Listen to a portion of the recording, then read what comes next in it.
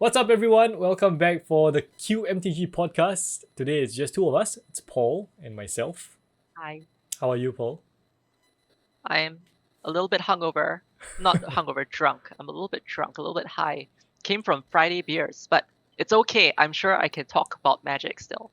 Yes, and today might be a bit of a complaining session from me because there's been so much stuff coming out. So many spoilers, so many announcements, and I still haven't updated my decks from Ether Drift.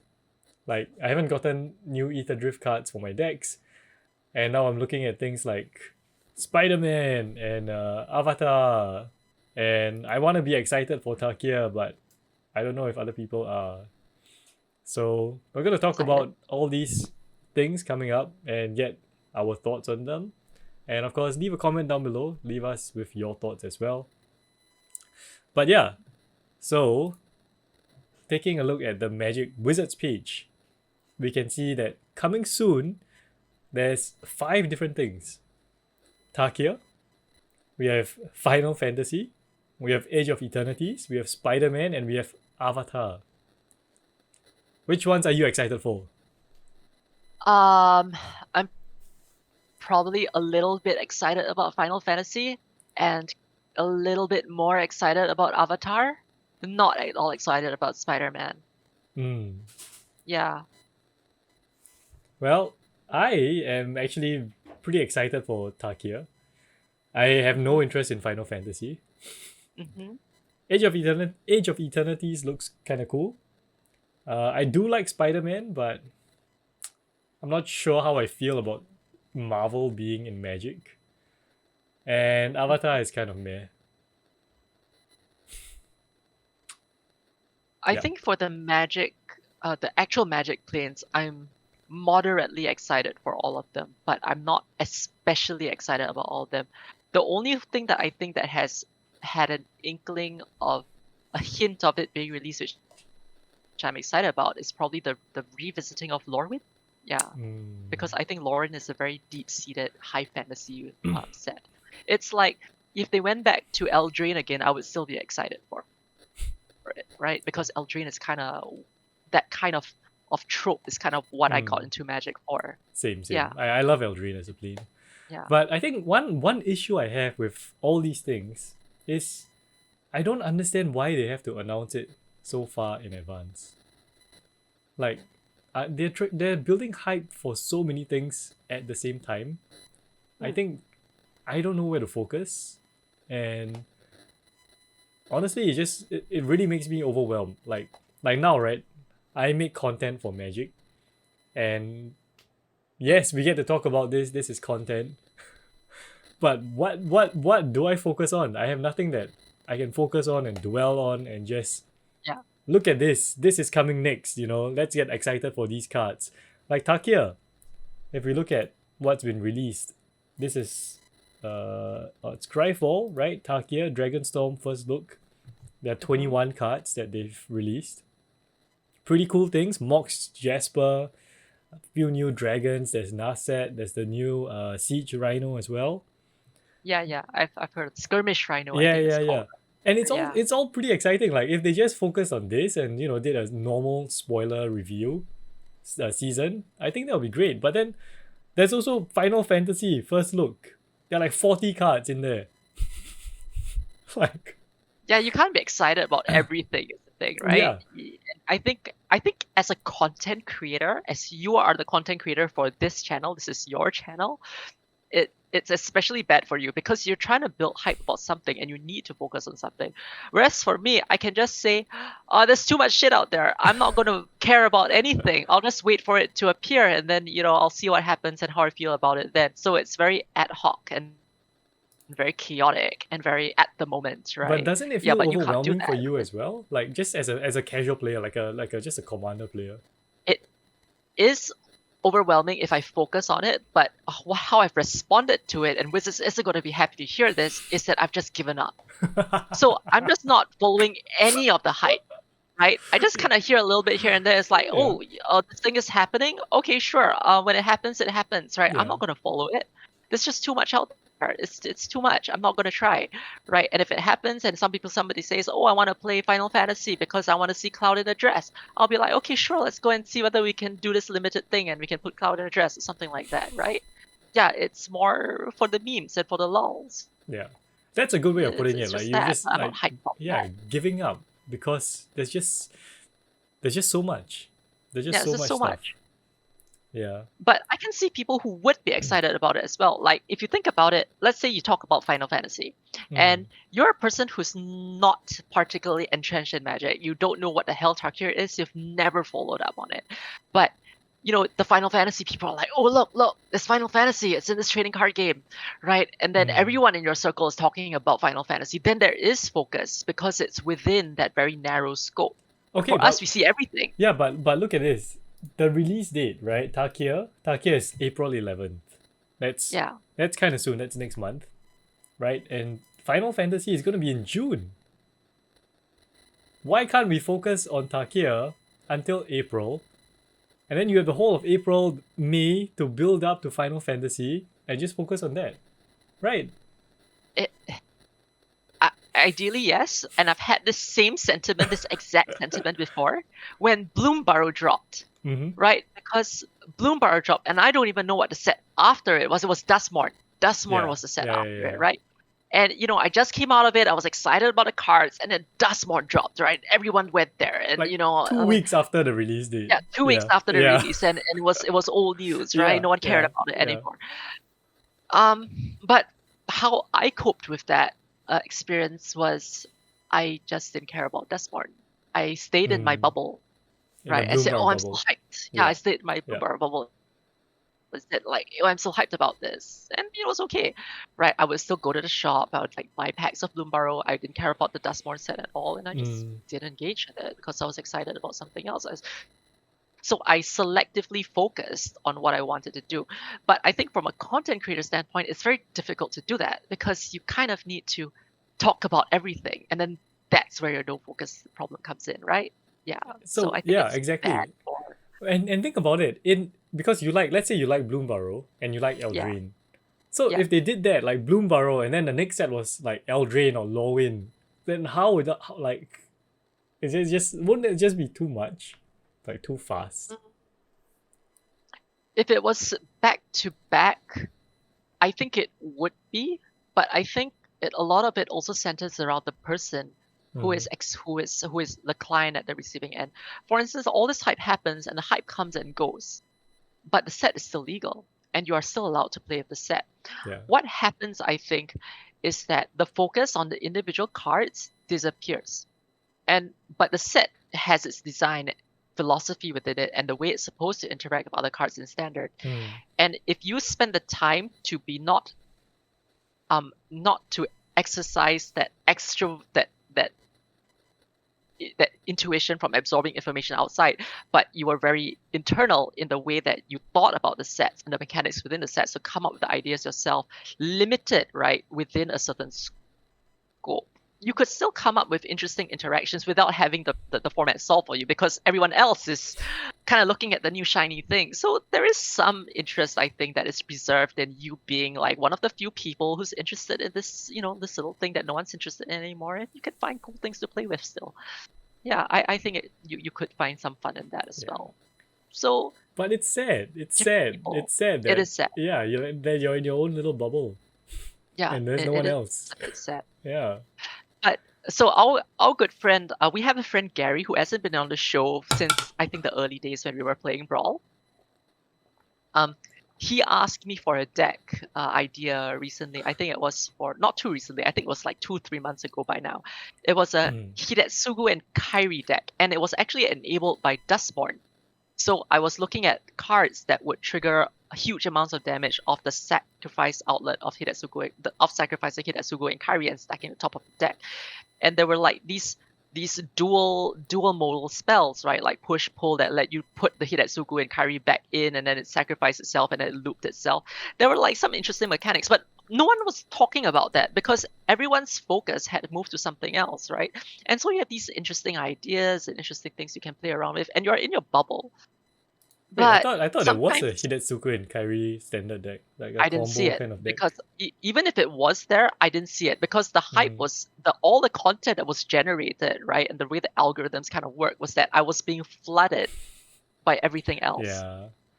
So the thing is like, okay, back to the topic, right? Like Yeah. what do you get excited for, and like how do you like what do they expect us to do with all of these announcements?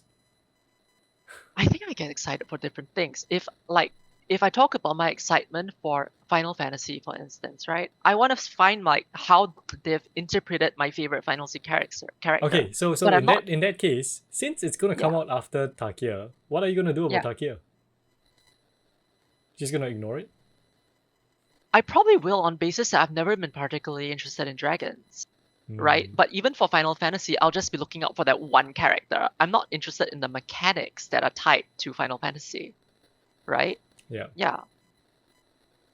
Like for Lauren, I'll be very interested to think about merfolk mechanics and fairy mechanics, right? Yeah. But I for mean, Tarkir, I have no dragon decks that I'm interested in. but that's I think that's a problem because I know that people say, and even wizards, right? They say, well, not every product is made for everyone.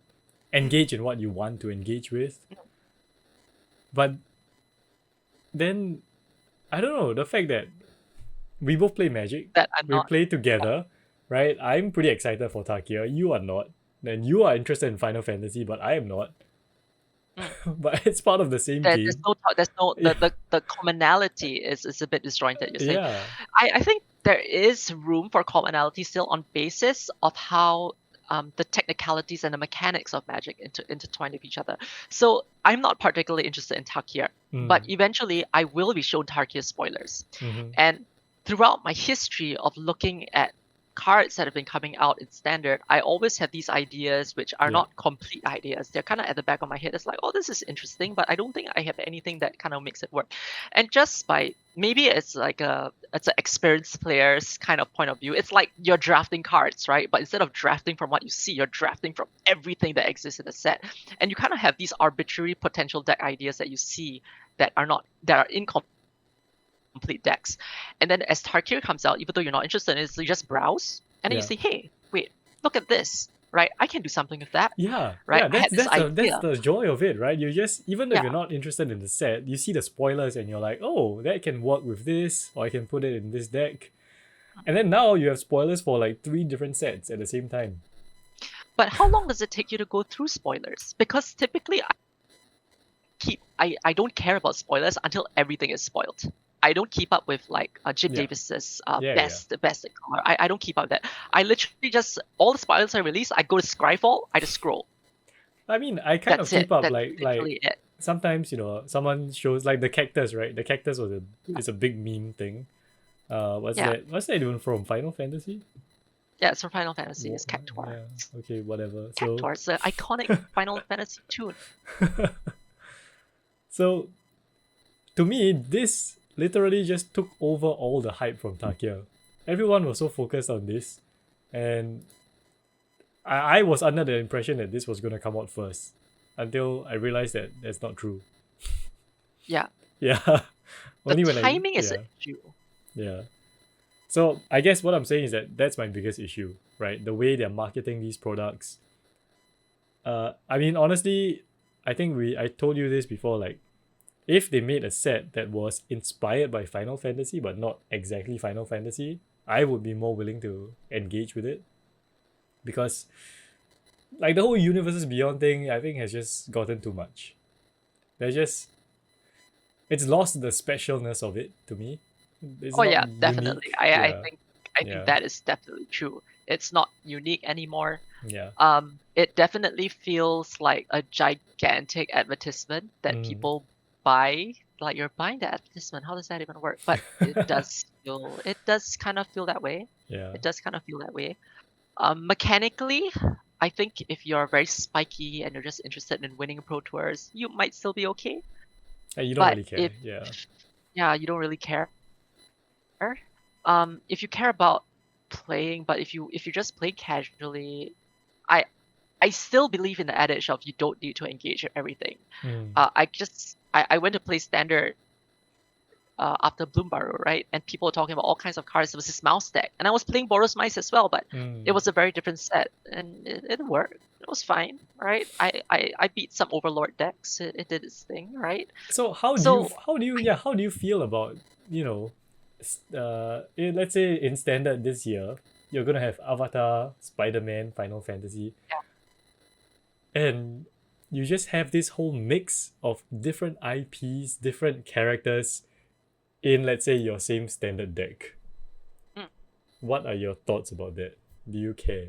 I won't own that standard deck. Because if I was to build for standard and I was invested in building for standard in this climate, what it would look like would be I would be building bracket 1 standard decks. I mean, let's say you wanted to Right? compete. Let's say you're competing. Oh, then I wouldn't care. I would just look for what I think is the most streamlined strategy that I can do within that, and I won't care what's in my deck in terms of Yeah. I mean, flavor anymore. I think Because that's in fair. that situation, Yeah. I'm going full type. Yeah. So what about Yeah. I assume most of our audience is kind of like us. We're just casual commander players. How do you feel about that in commander then? So I think recently on our channel, we put up my Azusa deck. Mm-hmm. There are virtually no new cards in that deck, right? You don't need to update your decks. A lot of people kind of feel like they need to update, but sometimes like the depth of EDH is so huge right now that you don't actually need to change anything. Your deck is probably already very, very streamlined. But I think where it becomes interesting is if there's a particular thing that you think is interesting that you want to try, which is one of the reasons why I prefer standard sometimes to try certain things, because I have 4 copies of the card, right? And I have that It's more consistency. consistent. Yeah. Yeah, it's way more consistent because I want to try a very specific interaction. But if you just want to jam interesting interactions in, you're not really upgrading your deck or updating your deck per se anymore. You're just experimenting with trying to get a particular interaction off, which is fine. It's still fine. Yeah. Because if you're not interested in anything there, then you don't need to put it in. If you want to do it, you could. Yeah, okay. And no one can tell you that it's wrong to do. So do these sets then, if you're more interested in standard, do these sets make you want to play more standard then? No. In general, but it's not because of the sets. It's because the stage of life where I'm at, I don't have the capacity to grind. And if I wanted to play standard, I don't think it's prohibitively expensive either, because the sets are so self-contained in terms of having a cohesive deck. Like, you may not have the best version of it, but in the same argument that we talked about the bracket system, that a 3 can compete with a 4, and a 4 can compete with 5, I could do the exact same thing in standard. I could show up with a 3, right, against someone's 4, and I could still play and have a game. Okay, then the same question, like, do these sets make you want to play more commander, or make you want to upgrade your commander decks, or build new commander decks? I'm doing the 32 deck challenge, as I've mentioned before, and I already have my commander sorted out. But hypothetically, if I was a newer player and I wasn't trying to specifically do this one thing and had everything mapped out already to my magic deck building retirement, I could see a world where I would be very interested in it. I can see a world where, let's say I was talking about, I'm very interested in this one Final Fantasy character, right? It's like my waifu character. Yeah, I would say, okay, I'll have this budget, I'll take a look at the set, I'll see what kind of works, and I'll make something work within that limitation. It will be a bracket 1 deck, and I'll be interested to build it, provided that it didn't set me back too far. Yeah, I think I would still be interested. Yeah. So it's like the particular character from that particular set, I guess. Yeah, you kind of want to just embody the card that you like, and you just want to play. Because of the IP. The IP, yeah, and because of the IP, I would try to limit what I use to build the set mostly around the IP. One of the complaints that I have with precons nowadays is that a lot of the thematic functions are no longer there. Like, if you look at the Bloombarrow's Xenia deck, right? There are a lot of weird things in there, like a goblin from SNC that mechanically it made a lot of sense. But from a flavor perspective of cute animals and everything, it's like, it didn't really work out very well. I don't like it. I'm not as inclined to want to keep the precon exactly as is. I would upgrade the deck and upgrade the deck along a flavor standpoint instead. Yeah. So I think that this erosion of flavor and theme in Magic has always been there, regardless of Universes Beyond or not. People are just players in general. I think are very invested in the mechanical aspects of the game, and people have and I think Wizards kind of picked up on that. And the casual players don't care because I wouldn't say they don't care. They probably do to some degree, but they will kind of just limit themselves in and off that, right? And just play with whatever kind of loosely fits into that theme, right? People proxy, they alter cards so that they can have art of a specific type that fits with the aesthetic of the deck. There's a lot of that creative process in it as well. Yeah, I mean, that's true. Like, for me, seeing all these sets and Universes Beyond coming into standard sets, it just makes me feel like it's just becoming less like Magic. It's just, like you said, like it's really just focusing on just putting the right mechanics onto those characters. That's it. Like the new sets definitely have that. It just feels kind of. But the set for us, the set for us, right? Going back to the same argument that nobody agrees with, that you don't need to engage with everything. But to go back to that, the set for us was Foundations, right? The set for us was Foundations. That was our set. Yeah, I mean, I guess you could say like they're making products to fit as wide an audience as possible, which I can't blame them, right? But at the same time, it just feels like now it's a bit unbalanced. It feels like they're focusing a lot more on these new Universes Beyond sets and using that as a way to pull people in to play standard, for example. Using that as a way to get people to buy more product, right? Everything has collector boosters now. It's just every single set, right? And it feels like the real, like the Magic, the people who like Magic lore and the Magic characters, they're kind of left behind. Yeah, like kind of left behind. Yeah, just they get one set out of 4. Exactly. Something like that, right? They get one set out of 4. So even though like I do like Spider-Man, yeah. I'm quite excited for Spider-Man. That's about it for my Universes Beyond for this year. I really wish they put more emphasis on like the Magic planes, like Takia, even Age of Eternities. It's kind of cool. So that's. I think an idea that I can get around is that the skew has gone way out of hand. There is no respect for the original IP. Yes. I think if you had one Universes Beyond set a year, it would be fine. Yes. 3? Even 2, like you can have 2 special sets a year. Like last time they did, Master sets, Modern Horizons, they can make that into the Universes Beyond set, like what they did with Lord of the Rings. And that was direct. And that was direct into Modern, not that it really mattered. Whatever. It had a reason. They were like core sets, right? They were like core sets. They didn't have to be tied to any flavor, but they were just, they were just there, and they let them reprint stuff because of that. You're right. What you said about them, they've kind of just totally ignored their own Magic IP. And Standard used to be like the set that connects all the stories together, and you go from one plane. It's gone. Yeah, it's gone. It's gone. Yeah. I think there are a lot of there's a particular card game that I think has tried to capture that old school Magic feel. It's Sorcery, I think, with the Sorcery trading card game. Right. Yes. Elaine, Yes. Right. Elaine in Game 7 was telling me how it tried to capture a lot of the old art styles and stuff like that. And if Magic is trying to change its identity and people are not happy enough, they will leave. And but the pool of people as a business, the pool of people who will kind of hop on board, it'll just shift. The focus of the identity of the game will shift in a very sad way. Yeah.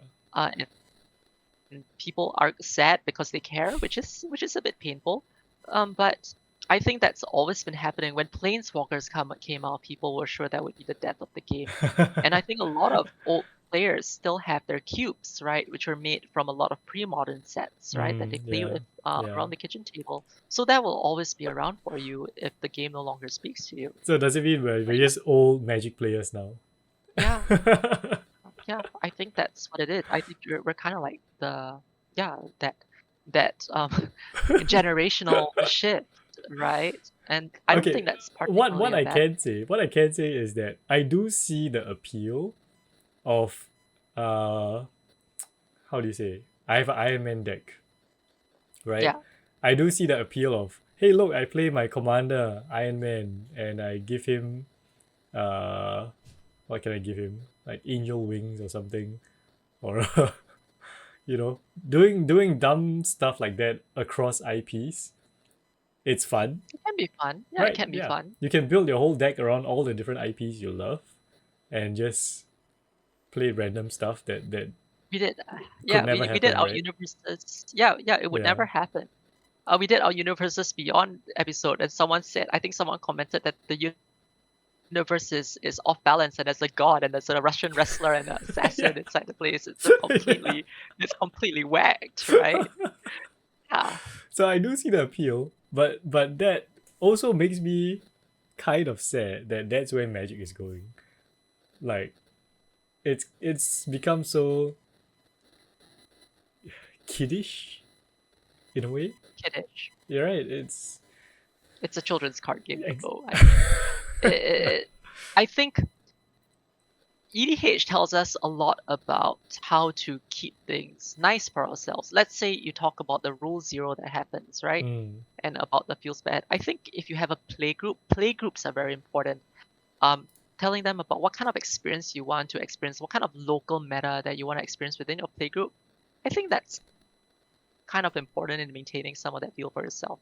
Because yeah, there's also this expectation that you want the world to cater to your worldview and the way you yeah, want things to yeah, be, but it doesn't. The world doesn't work yeah. that way. Not unless you can find like-minded people to create that specific space, right? Mm, It's mm. just it's Yeah, never gonna be that way. and It's I just the mean way things are. that's also the good thing about Magic because you can do that. You can just You say can do that, you can yeah. just play. Everyone just don't play Universes Beyond, right? You still can Yeah. do that. So Yeah. you I always have mean, a choice. we always have a choice. And Mm, we, as people who play EDH for your content, right, we are subject to this very often, right? You'll be like, hey, I want to do this Ether Drift episode. Everything has to be commanders from Ether Drift, right? And we work with that yeah, to create yeah, this curated environment. And it's a lot of fun. yeah, So I think maybe more and more people will just kind of gravitate towards that, right? yeah. I Yeah. just hope that well the way this is going, it looks like one day all the sets we get are just gonna be Universes Beyond. All the sets we are gonna get are just from different IPs, and then it literally just won't feel like It Magic. won't Yeah, it won't feel like yeah. magic. It I just mean, yeah. when that happens, I probably won't be buying new sets anymore. But it Mm. doesn't mean I won't be playing, right? Because there will be people who will be excited about these new sets, and I'll just be that boomer who sits there with my unsummon in my hand and says, "Oh, you're doing this cool thing." I'll be like, "Yeah, hey, look, Yeah. 10th edition unsummon still does work in like 2040. I Yeah, unsummon just be that your way. your Thanos. Yeah, still works." Watch people get salty when they die to your counterspell, you'll I still get that yeah. satisfaction, right? The stupid art with the guy with the. It'll be fun. It'll be fun. There will Yeah. be a certain aspect of fun, type of fun to be had that you wouldn't have. You wouldn't have that fun if you didn't have Universes Beyond either. So True. I don't know. That's I think true. it's a glass half full, glass half Definitely. empty kind of I mean, thing. there's always Yeah. pros and cons. It's There's just, pros and it's cons. just, I guess, all I'm saying is that for me, it's kind of sad, and it's also quite overwhelming, just to keep up with all these releases. I wish they would just spend a good, just 2 weeks, 3 weeks on each set. Just focus on Takia until it comes out. Give it like 2 weeks to breathe, and then dive headfirst in Final Fantasy. Like you still have the whole month of May and the 2 weeks of June to promote Final Fantasy. It will just The get amount of hype, yeah. I think you can announce it early, but the time that you focus on it has Mm, to be more streamlined. yeah, I think they're Yeah. So if trying. you're listening, Maybe they're trying to do that, right? Like they're trying to just okay, Final Fantasy is coming. Here's a couple of cards, but then now maybe they're gonna focus right on Takia and show us everything from Takia. maybe, yeah, maybe. Yeah. I think the So IP itself will generate a lot of hype. And so normalizing for the hype that the IP intrinsically has perhaps, is something that's new to them as well. yeah. So I don't know. I don't expect them to get it right now, especially since it's so new that they're pushing out so many things. But we'll see how things go. They I prefer shouldn't. to Like try. I don't even think they should push out so many things. Like okay, I can accept that there's Takia and there's Final Fantasy. Fine. Leave it as that. Why do you have to announce Avatar? Why did we have to see like Spider-Man products? Like I they agree have with that. right. I think I can wholeheartedly agree with Yeah. that. They don't have to talk about that so soon. Yeah. Like one Magic set and one Universes Beyond set. Fine. Let's leave it at that. Focus on that. Okay. And then after that's done, focus on the next two sets. Mm. Yeah. So yes, this is a complaining It's a podcast rant. we have here. Yes. A rant It's a rant. podcast. Yes, yes. And yes. I am the sellout counterpoint to Esmond's. I'm the foil to Esmond's rant. I mean, there's a whole other episode we wanted to do talking about just the different treatments and booster fun. There's a whole nother thing that I have issues with. We might do Next time. Yes, yeah, next time. an episode of that. But yeah, I am excited for Takia. I do like dragons. I have friends I'm, who would be interested. yeah, I'm glad you are excited for Airbender. Not Airbender for Final Fantasy. I know Matthew's quite excited Not for very. Final Fantasy. Matthew is very excited for both Spider-Man and Final Fantasy, right? Yeah, I'm just excited for one character that I don't even know will be. They're not spoiled yet, so we'll see if it even happens. They're such a side character. So yeah, we'll just see how things go. I can't Yeah. control it. I prefer not to think about things I can't control. My life becomes easier that way. yeah. But it's also sad when you say like you just give up, like you just wait for people to show you like, hey, look, your character's been printed. Go take a look at it. Mm. It's kind of, it's like, It's kind of sad. yeah, it's kind of sad. But it is what it is. It be like that sometimes. It'd be like that. It Hopefully, be like that. yeah. Hopefully, I don't know if we're alone on this. Like, I think some people, many people, feel like us. But of course, there's always a lot of new people coming in thanks to the IPs, so that's a good thing as well. But other than I that, think I Magic think players feel like us. like Magic players feel like us. Incoming prospective players do not feel like us. They are excited about it. Very new players who got involved because of Universes Beyond don't feel like us. that's Right. true. Yeah, Like for those it's people who about just that. came in over the past few years because of Secret Lairs or new IPs, Mm. they probably feel like, oh, yeah, this is Magic. Like we just have IPs from everywhere, and then there's a sprinkling Yeah. of Magic lore. Yeah, it's just always been that Yeah. way. So there's no change for them. Yeah. It's just their norm. You just gotta kind of move times, kind of accept the new norm. And that's fine. Hopefully, it doesn't reach that point where there's no Magic sets though, because that would That be would be sad. very sad. Yeah. Yeah. That would be sad. But if it does happen, it'd be like that sometimes. What else can we do, right? It's a Yeah. dystopian. Yeah, it's a dystopian. Anyway, that's pretty much all I wanted to talk about. Mhm. Yeah, let us know your thoughts. If you're watching, thanks for watching. Thanks for listening. I really do Yes. want to know if people feel this way. If it's Yeah, we overwhelming. hopefully want to get a good measure of that and a good Yeah. cross section of the community that we are involved in. Yeah. Yeah. So do comment. And if you know anything that I should do as a content creator, like what should I focus on? How should I plan, our gameplay episodes? Because I'm lost. Like Oh, I have an idea. You could do those YouTube polls, right? Where you poll people, say, oh, what should I cover next? What should I focus on? And see what the polls come back. oh as. yeah, just for the subscribers. Yeah. That's for the Yeah. subscribers, right? Yeah, that would be fun. Okay, so Universes Beyond, we have 3 sets coming this year and only 2 Magic sets. Actually, there might be another set right after Airbender. No, that's November. So probably Well, like I not. said, I've given up, so I have no idea. Yep. So let us know your thoughts. Thanks for watching. We'll see you next time. I hope I won't be so negative. But yeah, bye-bye. Bye bye.